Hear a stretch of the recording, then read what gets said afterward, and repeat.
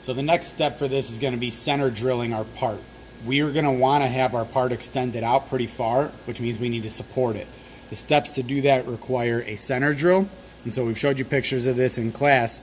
It has a smaller pilot and then the angled portion right here, which is going to match up with the center that we're going to plug into the end of our piece. So I also need my drill chuck and my chuck key to do this installation. If you remember from the demo, we don't want to have our quill sitting back here around 0 because it prevents our drill chuck from going in. So we want to be extended out around the 1 inch mark. Make sure everything's nice and clean. And then this just keys up and slides in. And now it should be in there nice and tight. Remember to take it out, we bring it all the way back and it kind of pops out. So just as a quick review, it pops out there, which is why we have to have our quill extended out around 1 inch. So extended out, installed. I'm going to install my center drill into the chuck. Tighten it up with my chuck key.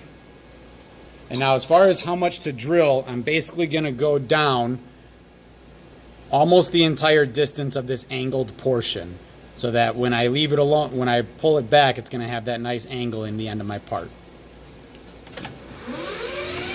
So bring my tailstock up close. Put the brake on with a lock.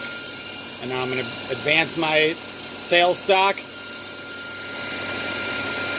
and drill in. Right now I only have the little pilot area in, so I want to go further in until the angle's fully engaged. Right around there, just so you can see.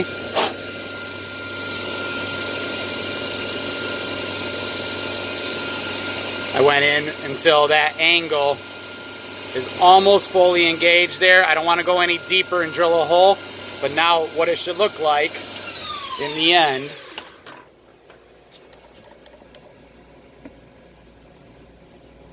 is that nice angled hole right there that we can plug our center in.